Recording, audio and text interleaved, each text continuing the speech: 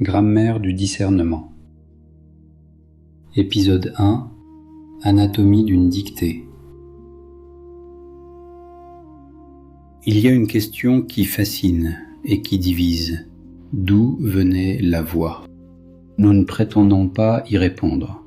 Cette question, par construction, n'a pas de réponse vérifiable et nous la laissons ouverte. Notre travail est plus modeste, plus sûr. Il consiste à tenir séparés deux discours que la ferveur mélange. D'un côté, ce que le texte dit de lui-même, de l'autre, ce que l'archive, la biographie et le droit permettent d'établir. Toute la difficulté tient à ceci. La première voie est abondante, cohérente, émouvante. La seconde est rare, dispersée, parfois contredite. À chaque pas, nous dirons de quel côté de la membrane nous nous tenons. Commençons par un fait sobre, qui résiste à toute interprétation. L'objet existe. En 3 volumes.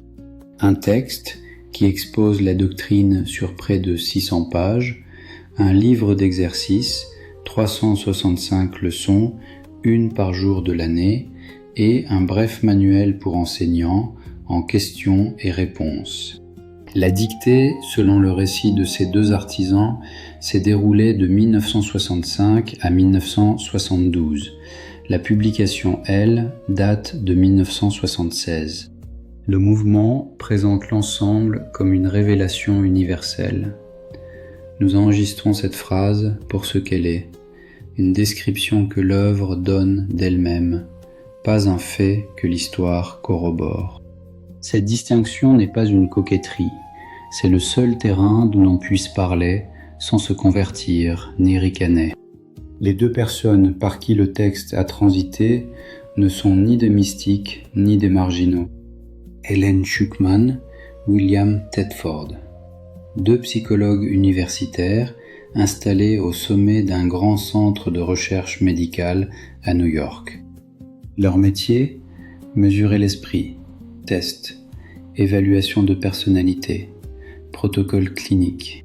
Tedford avait soutenu sa thèse à Chicago en 1949.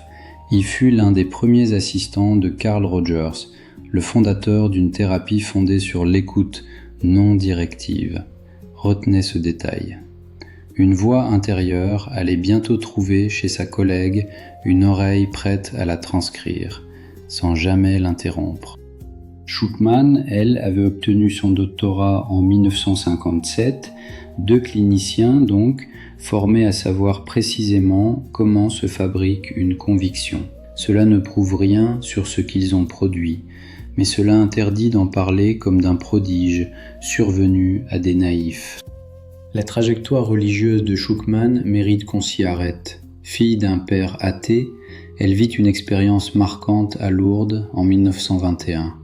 Lourdes, le lieu des guérisons miraculeuses, chez celle qui transcrira un demi-siècle plus tard un cours en miracles. L'année suivante, un baptême, puis, à l'âge adulte, un athéisme revendiqué. Le motif d'ensemble est celui d'une femme qui a traversé plusieurs formes du sacré sans se fixer, et qui a fini par héberger, contre son propre matérialisme, une voix qu'elle nommait Jésus, tout en refusant d'y croire. Cette ambivalence n'est pas un détail, elle est au cœur du dossier. Un versant de la biographie de Tedford appelle la prudence, parce qu'il attire les récits les plus échevelés. Voici les faits établis. Entre 1960 et 1964, Tedford a reçu des financements d'un organisme au nom anodin, le Human Ecology Fund. Des auditions au Sénat en 1977 ont révélé ce qu'était cet organisme, un paravent, une façade de la CIA pour un programme de contrôle mental. Son nom de code, MK Ultra. Maintenant, la prudence. L'idée que la dictée elle-même aurait été une opération de renseignement destinée à saper le christianisme, pure conjecture. Aucune archive ne l'étaye. Nous la mentionnons pour la désarmer. Mais ce qui reste, une fois la fable écartée, est plus troublant que la fable. L'un des deux scribes avait travaillé dans les années qui précèdent sur la modification des attitudes, sur l'évaluation des profils mentaux. La coïncidence ne conclut rien, elle épaissit la question. Sur l'origine intellectuelle du texte, la recherche est moins hésitante. Le vocabulaire est massivement freudien, l'ego, la projection, les mécanismes de défense, retournés en métaphysique, et la charpente évoque la science chrétienne, le New Thought, l'idée que la matière, la maladie, la souffrance n'ont aucune réalité, Dieu seul étant réel. Cette proximité n'est pas abstraite, elle passe par les mères des deux scribes, l'une et l'autre proches de ces églises. Un prêtre qui connut Schuckmann a décrit le cours comme une synthèse de théologie mal assimilée, retravaillée par les tourments de sa scribe. Nous n'endossons pas ce jugement, nous le versons au dossier. Reste la question qui décide de tout, la question du procédé. Les historiens des religions ne parlent ni de miracle ni de supercherie. Ils rangent le cas dans une catégorie précise, le channeling par dictée intérieure consciente, un flux de paroles reçues en état de veille, transcrit sans transe. Et le spécialiste qui fait autorité souligne une chose surprenante. Le résultat dément le préjugé. Au lieu de platitude, un système dense, cohérent, proche du monisme védantique. Les lectures psychologiques, elles, parlent d'écriture automatique, une part de l'esprit qui compose un système entier et l'attribue à une instance extérieure. Aucune de ces lectures ne se laisse prouver, mais toutes convergent sur un point, un seul. La voix, prise seule, ne livre jamais sa source. On ne la juge qu'à ce qui l'entoure. C'est ici que la biographie devient argument. Le rapport de Schuckmann à son propre texte est resté jusqu'à la fin déchiré. Deux lectures s'opposent, et nous refusons de les fondre. D'un côté, les récits du mouvement, une crise spirituelle, la résistance de l'ego devant une vérité qui le dépasse.